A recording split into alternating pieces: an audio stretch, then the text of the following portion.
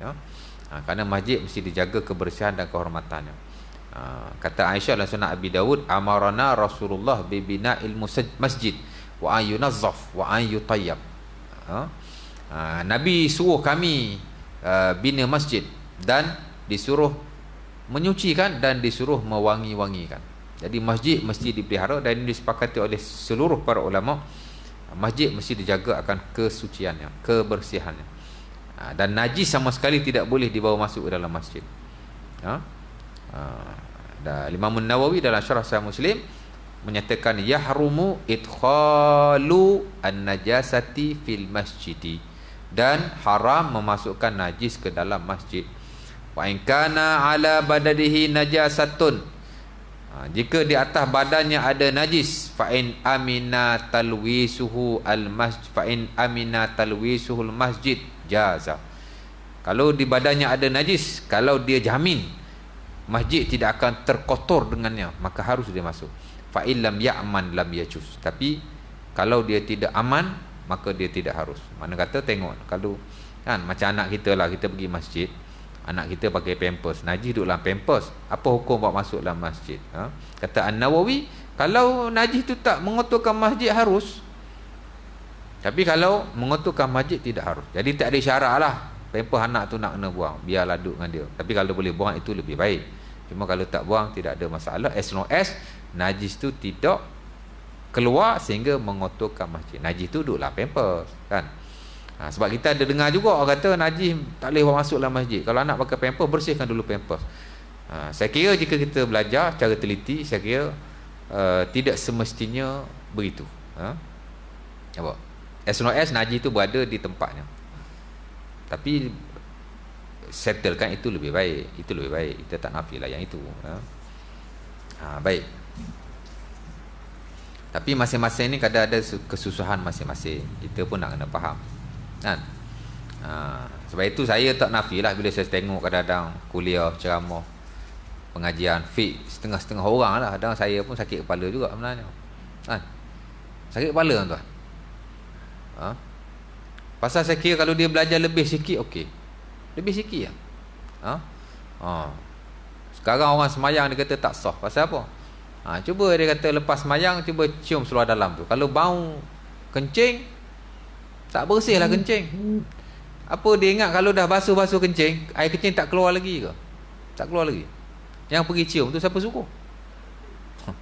Kalau setitik keluar pun dia bau, dah pergi cium rapat kat hidung ni.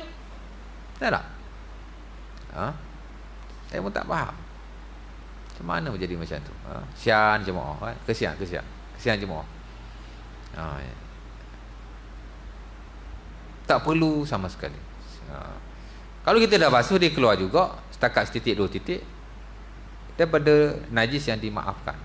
Dan dia termasuk dalam umumul balwa, benda yang kita tak boleh elakkan. Jangan duk sentuh lah benda umumul balwa ni, benda-benda yang tak boleh dielakkan.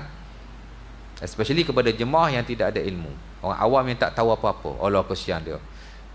Kan? Habis itu kalau tiap kali dia balik dia cium, bau qada. Tiap kali dia balik dia cium, bau qada. Siapa nak tanggung tu? Kan? Sebab itu dunia hari ni selain daripada iman yang sahih, selain daripada amal yang sahih, nombor satu sekali kena ilmu yang sahih. Hak tu nombor satu sekali.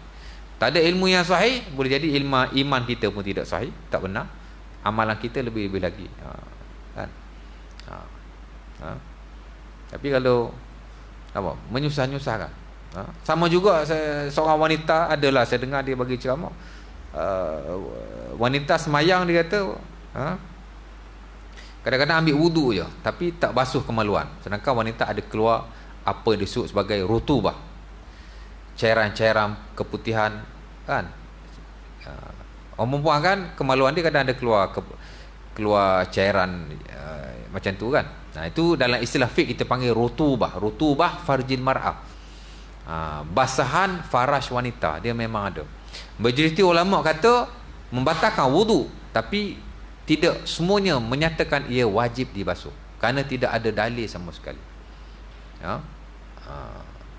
Melainkan ijtihad yang berasaskan kepada pendapat itu daripada najis katanya, kemaluan kita tempat najis dan seumpamanya, macam-macam. Tapi tidak ada dalil yang nak menyatakan ia adalah najis, dan sebahagian ulama kata najis, sebahagian ulama kata tidak najis. Tapi majoriti kata memang batal wuduk lah bila dia keluar basahan-basahan macam tu, keputihan atau seumpamanya. Kalau banyak memang tak boleh lah. Ini sikit-sikit memang ada kemaluan wanita memang mengeluarkan basahan yang disebut sebagai rutubah. Orang panggil keputihan ke apa saya tak tahulah, tapi dipanggil rutubah al-farj, dia panggil basahan faraj, memang ada. Memang dia kena ambil wuduk, itu di sisi majoriti, walaupun sebelum kita kata tak payah wuduk. Tapi ada sudut nak kena basuh itu, saya kira sebahagian kata tak payah, sebahagian kata kena basuh. Hatta dalam mazhab Syafi'i, sebahagian ulama kata najis wajib dibasuh, sebahagian kata tidak wajib dibasuh.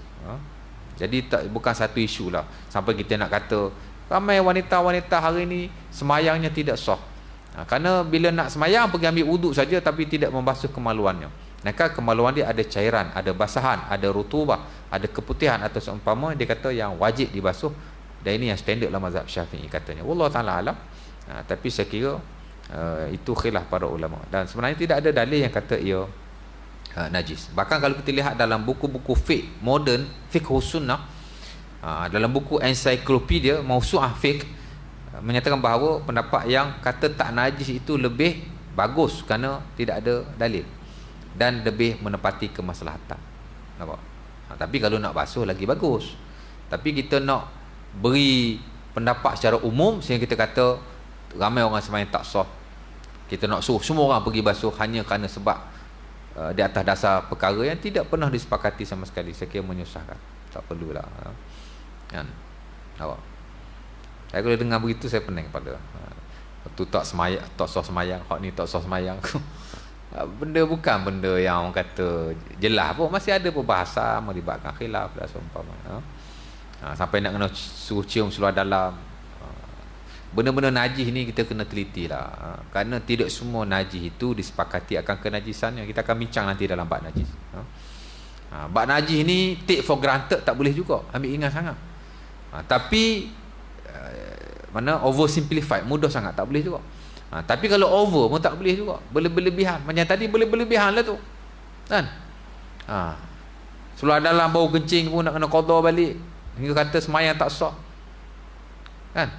Wanita pun semayang tak sah, nak suruh semua orang pergi basuh kemaluan dia sebelum semayang.